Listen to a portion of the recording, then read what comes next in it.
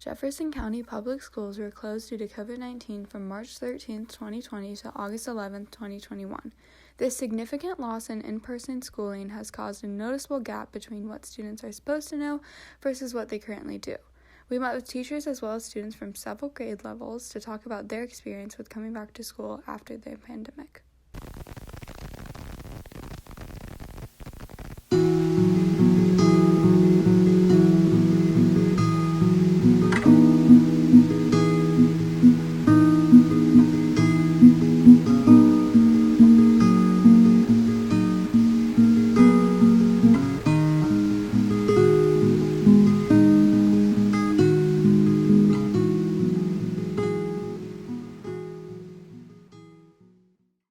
I'm Beth Garman. I teach first grade.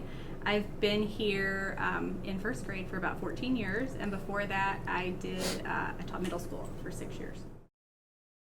NTI was rough. Last year was definitely worse than being back this year trying to do, COVID precautions in the classroom. I'll take this any day over NTI. It was just really rough.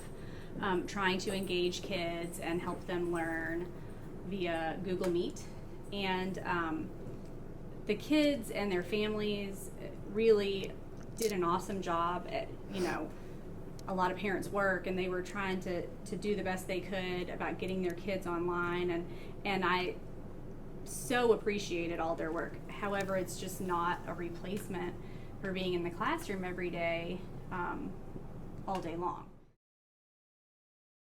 I've never taught kindergarten before, but I guess this is the closest I'll ever get. Just because some of these kids have literally never been in school before our first day of first grade. My name is Emily. I am 9 years old and I'm in third grade. Across the U.S., 53% of educators noticed a significant loss in learning in students' grades K through 12. So I wanted to somebody to help me because my mom was always working. So that's why I had Shannon. Who was your tutor? Yeah. And so she helped me understand these questions and teach me stuff like that they weren't even teaching, to get me ahead of the game. And she also made NTI a lot more fun. When they're teaching us something new, I try to immediately pay attention, but sometimes I'm I feel like I know this, but I really don't. So I have to tell myself, pay attention, you're not a smarty pants. My name is Missy Stebbins. I teach kindergarten here at Field. I used to teach preschool when we had a preschool here, and about 10 years ago they took the preschool out, so I moved to kindergarten, and Miss Ella was in my preschool class. So, yes, so right now I've been teaching kindergarten probably about 12 years. We felt coming into first grade we knew writing would be a big area of concern and social emotional growth because they hadn't interacted with anybody in a year. Kindergarten is huge on social and emotional growth. It's the biggest learning year of how to get along with your peers, how to follow rules, how to take directions. So we knew there would be a gap, and I think first grade is seeing that. I think they're coming along, but I think they're seeing that. So. I'm Larry Stratton. I'm one of the other, I'll say it again, I'm Larry Stratton. I'm one of the other kindergarten teachers here at Field. And you and I were talking beforehand, and one of the things I equated to her was it's almost like, if you think of you're building a house, and kindergarten starts on the ground level. We had kids come in this year that were down in the basement, but because they would have gotten that at preschool. They would have gotten that at preschool, yeah. Right? And they were down in the basement, yeah, with no stairs to get out. Okay, so we have been working on building those stairs and what educators like to call scaffolding to get these kids out of that basement, get them on the level playing field to be equitable with everybody else. We're seeing growth. And we're seeing growth. They're getting there. Okay, they're halfway up the stairs. A lot of them. A little bit. Some a little bit I'm less kidding. than that. But, they are. I'm kidding. But the whole point of the matter is that we have worked really hard to get those kiddos that didn't come in with the kindergarten level skills to get them up to where they needed to be to start the school year. So they're still behind, and it's that learning loss that they got from not being in preschool and just not getting that experience of being in a preschool setting or some kind of just socially. Yeah. Huge. Yeah. I mean, we had a lot of meltdowns, that kind of stuff, in the beginning of the year that we normally would not see. And we were like, it's okay. You're gonna make a mistake every now and then.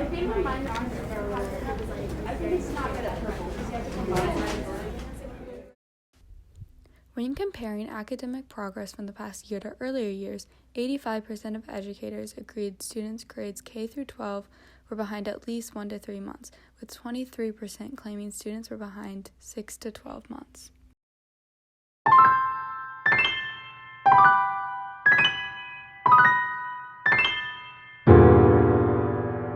My name is Vivian, and I go to Atherton. I'm a sophomore. I think being in person is a lot better than being online because, like, I have friends at school, and like going to school and seeing my friends is good motivation. So, like, hey, if I don't fail, I get to keep on seeing my friends. So yeah, I guess I pay attention because they're there. Yeah, it was boring, and the teachers were like, guys, can you please turn on your cameras every 5 minutes, because they felt awkward and nobody was saying anything and nobody wanted to raise their hand, and it was just very not good. Yeah, I'm Connor Kurtz. I'm a freshman at U of L. I graduated from Brown High School. I also did classes at JCTC while I was at Brown for new credit. So can you talk a little bit about high school and how COVID affected your high school? So sophomore year, we was the year that COVID hit halfway through the second semester. So I think it was like February, or I guess early March, when the year like actually started and went like completely online. And at that point, I was actually doing half of my classes at JCTC. And then by the time my junior year had rolled around, I was still doing a few classes at JCTC, I think. I think I was doing like a math class and an English class there. So I took a really light course load, and about halfway through being completely online of my junior year, I realized I just need to graduate early because there was no reason to stay there anymore, really.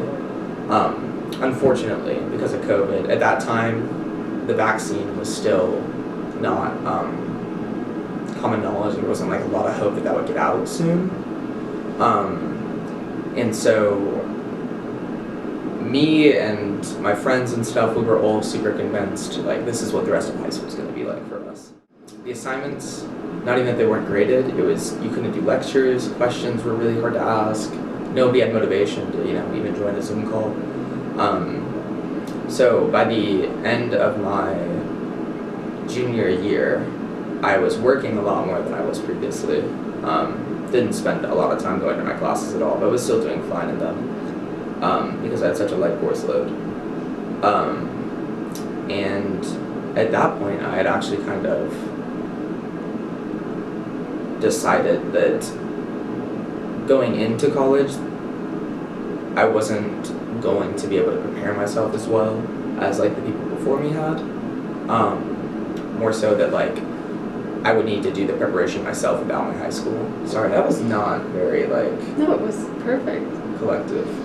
I guess what I mean was that like I realized by the time I decided to graduate early that my high school wasn't going to be able to give me the tools because of the circumstances in COVID that I needed to function in college.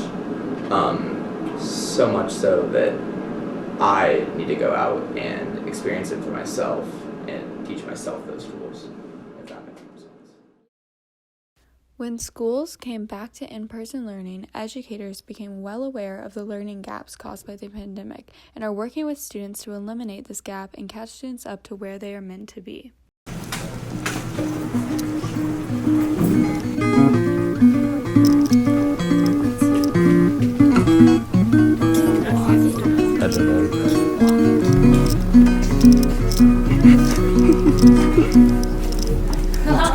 Okay, so